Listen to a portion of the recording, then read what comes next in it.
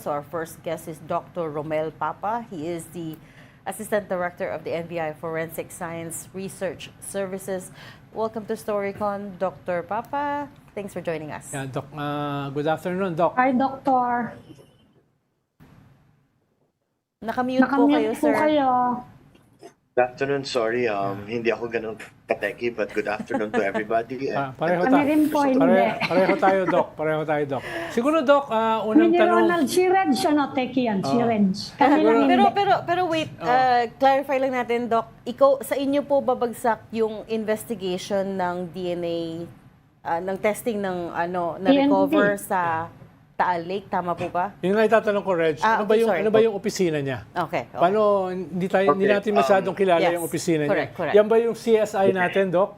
Yan ba yung ating CSI na napapanood? Actually, sa National Bureau of Investigation, isa po kaming service. Kami po yung Forensic Science and Scientific Research Service. Actually po, yung service po namin lahat ng laboratory. Nasa amin po ang DNA, forensic chemistry, question documents, yung mga nagpo-forge ng signature. Amin din po yung dactyloscopy, yung fingerprints.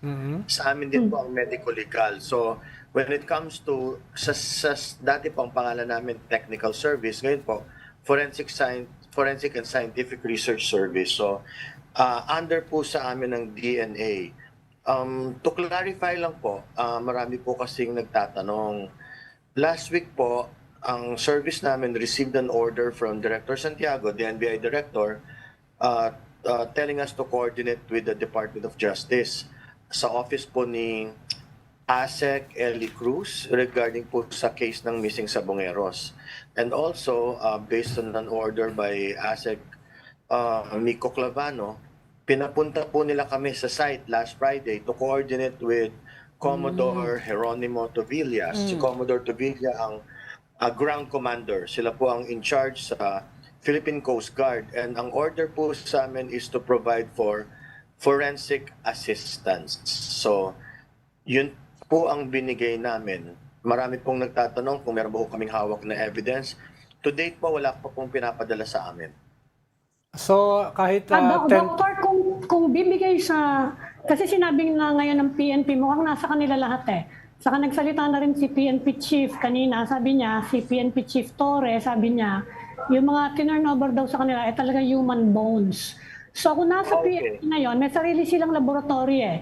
Do they have to turn over the bones to you? Parang reconfirmation lang o restudy o may sarili silang capability? I'm sure the Philippine National Police also have a DNA laboratory. As regards po sa involvement ng NBI, ang order po sa amin is to stand by for forensic assistance, and that is what we're doing. If they will get in touch with us formally to give help, willing naman po kami. Willing po ang NBI, pero maghihintay po tayo ng order from the Department of Justice. Doc, so more or less, may unity ang gobyerno, especially ang ating law enforcement, that these are human remains. Sa ngayon po, hindi po makakapagsabi ang NBI kung human remains to kasi wala naman po kaming hawak. Kung sinasabi po ng PNP, Wala. siguro po na...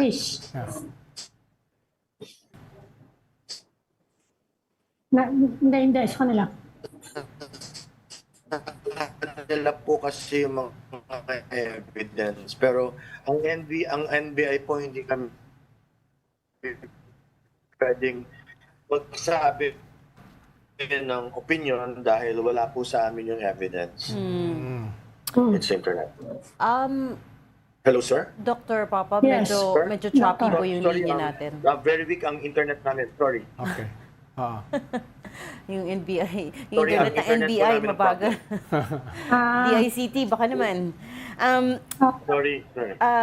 You said you went to the site last week. So, as a forensic scientist, can you talk us through what you saw, what you witnessed, what you observed? Kasi, for instance, we know that si Dr. Raquel Fortun, who's the country's preeminent forensic scientist, has already made comments na she was worried about cross-contamination of the evidence, for instance. Kasi nilipat yata sa kabilang sako, sa ibang sako yung remains. Yung isa. Yung isa lang ba? Oo, isa lang. So she was worried about Yung that. una. Kayo po, ano po yung na-observe natin?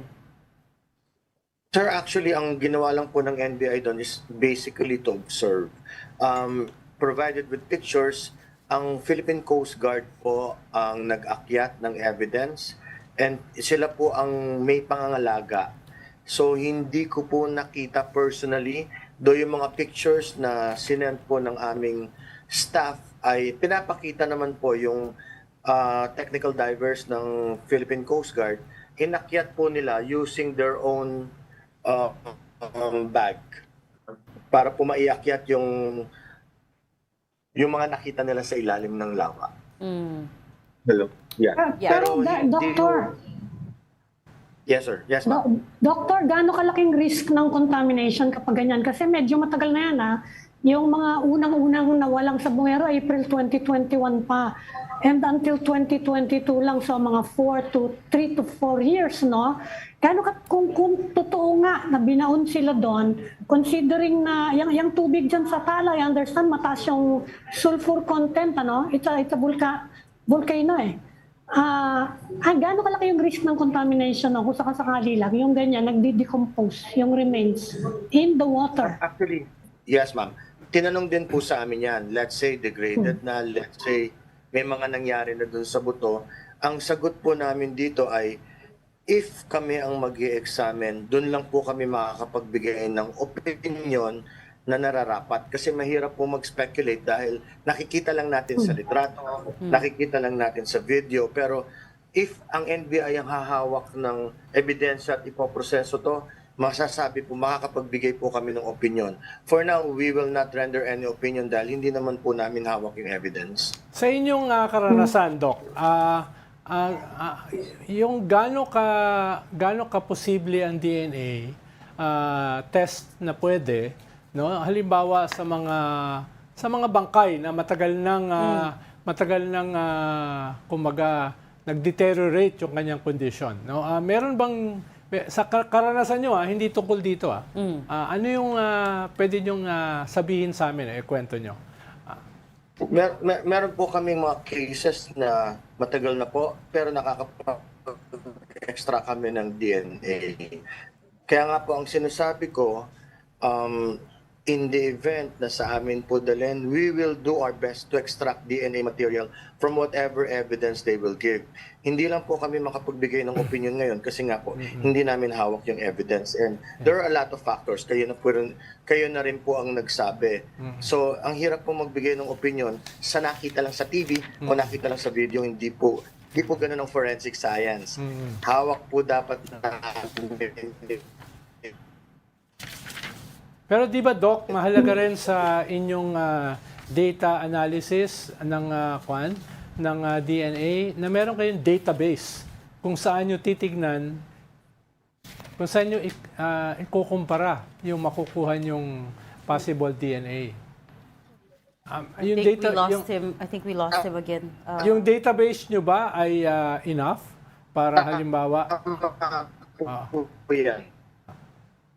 Hello? Hello? Niyo ako? Yes, Doctor. Can you hear me? Ang tanong ko, Can you hear me? ang tanong ko, Doc, yung I heard your database. question. Yung database nyo. I heard your question. Okay. Actually, in this case, specifically, if you're talking about the missing Sabongeros, ang gagawin namin is to get a DNA profile of the relatives. Kung ito ay anak, kukuha kami ng DNA profile ng tatay at nanay. Kung hindi man po, kapatid. Yun po yung ibabangga natin sa makikita nating unknown DNA profile.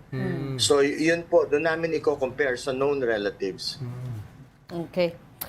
We'll let you go, sir, since wala pa po kayong hawak na evidence. But we will circle back to you in case it does land on your desk, itong kaso na to. Yes. But thank you so much for talking to us. NBI Forensic Science Research Services Assistant Director, Dr. Romel Papa. Salamat, Dr. Thank you very much. Doctor. Thank you very much. Okay.